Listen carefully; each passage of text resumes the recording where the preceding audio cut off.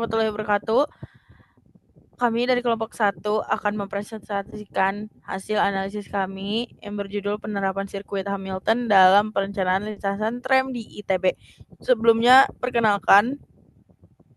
kami akan memperkenalkan diri kami terlebih dahulu. Next. Dimulai dari saya, Muhammad Farhanuri Syarifdi dari absen 22. Nama saya Narikita dari absen 24. Nama saya Nayara Nur Anadrian dari absen 26. Nama saya Serafina Emanuel dari absen 31. Baik, yang pertama itu ada pendahuluan sebelumnya latar belakang. Transportasi di kampus ITB itu sangat penting untuk mobilitas mahasiswa, dosen, dan juga staf. Nah, solusinya tuh menggunakan tram. Tram ini tuh moda transportasi yang ramah lingkungan dan efisien. Terus masalah utama dalam makalah yang kami analisis itu bagaimana menentukan rute tram yang optimal dengan biaya minimum. Solusinya tuh menggunakan konsep sirkuit Hamilton untuk merancang rute yang efisien. Lalu selanjutnya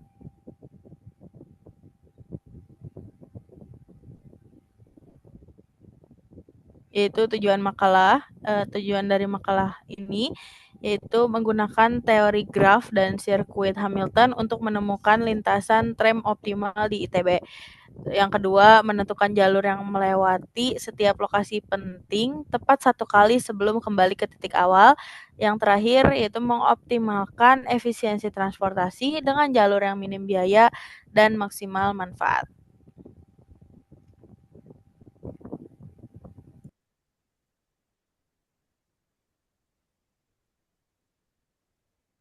Teori dasar dari sirkuit Hamilton adalah graf, yaitu struktur matematika yang merepresentasikan hubungan antara objek-objek tertentu. Graf terdiri dari simpul atau vertex dan sisi atau edge. Simpul merepresentasikan titik-titik penting seperti fakultas, asrama, dan fasilitas lainnya.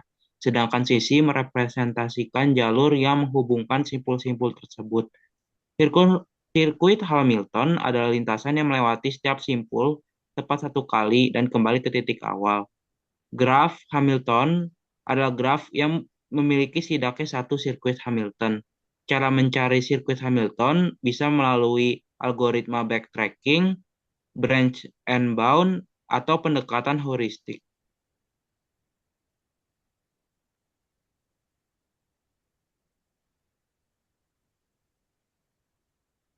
Berikut adalah contoh dari sirkuit Hamilton, contoh visualnya.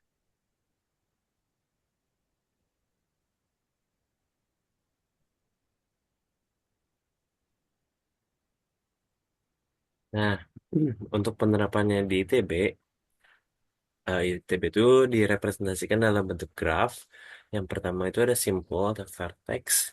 Itu lokasi penting seperti fakultas, perpustakaan, asrama, kantin, dan gedung administrasi. Terus sisi atau edge, itu tuh ada jalur pejalan kaki atau jalan dalam kampus yang menghubungkan lokasi tersebut. Terus langkah-langkah pemodelannya ada yang pertama, identifikasi sampul berdasarkan lokasi-lokasi strategis di kampus. Terus yang kedua, buat peta konektivitas antar lokasi untuk membangun graf. Eh, Nanti kita boleh geser dulu.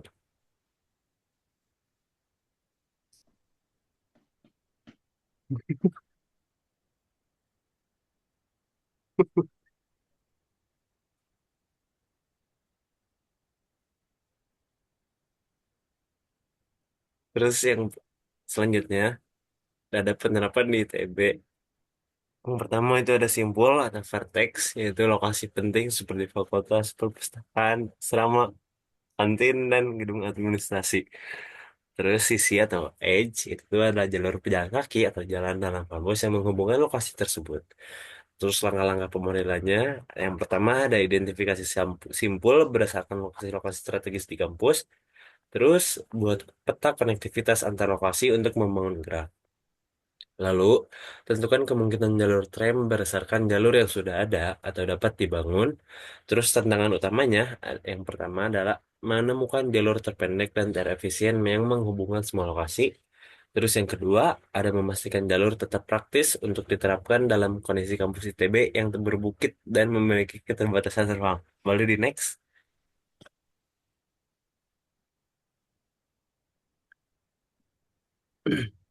Nah, ini tuh selanjutnya ada menentukan sirkuit Hamilton.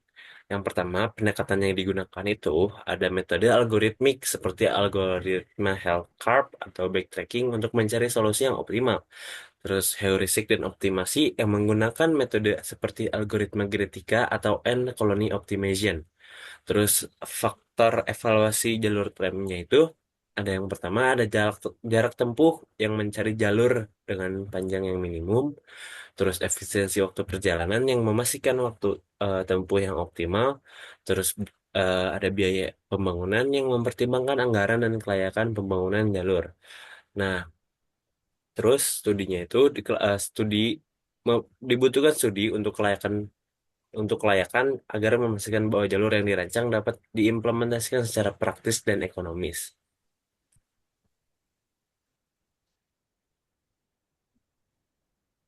Selanjutnya ada evaluasi dari rute tram sendiri. Yang pertama itu untuk menjangkau semua lokasi penting tanpa pengulangan yang tidak perlu. Yang kedua ada meminimalkan jarak dan waktu tempuh dibandingkan dengan moda transportasi lain. Yang ketiga memastikan jalur bisa dibangun dengan biaya efisien. Nah, untuk manfaat penerapan sirkuit Hamilton dalam perencanaan tram ITB itu, yang pertama untuk mempermudah perencanaan rute dengan pendekatan matematis yang terstruktur. Kedua, mengurangi kemacetan dalam kampus dan meningkatkan efisiensi mobilitas. Yang ketiga, ada mendukung konsep kampus hijau dengan mengurangi penggunaan kendaraan pribadi. Yang keempat, ada meningkatkan kenyamanan dan aksesibilitas transportasi bagi mahasiswa, dosen, maupun staf. Kesimpulannya, sirkuit Hamilton merupakan metode matematis yang efektif dalam merancang lintasan tram ITB. Yang kedua, dengan menerapkan konsep ini, jalur tram dapat dioptimalkan untuk efisiensi maksimal dan biaya minimal. Yang ketiga, studi kelayakan lebih lanjut diperlukan untuk implementasi nyata, termasuk faktor teknis dan finansial. Yang keempat, terakhir, metode ini dapat diperluas untuk perencanaan transportasi di lingkungan lain seperti kota atau kawasan industri. Jadi konsep jalur tram sirkuit Hamilton ini tuh gak cuma bisa digunakan di lingkup kecil, tapi bisa digunakan seperti kota dan kawasan industri lain yang mencakup lingkungan yang lumayan besar.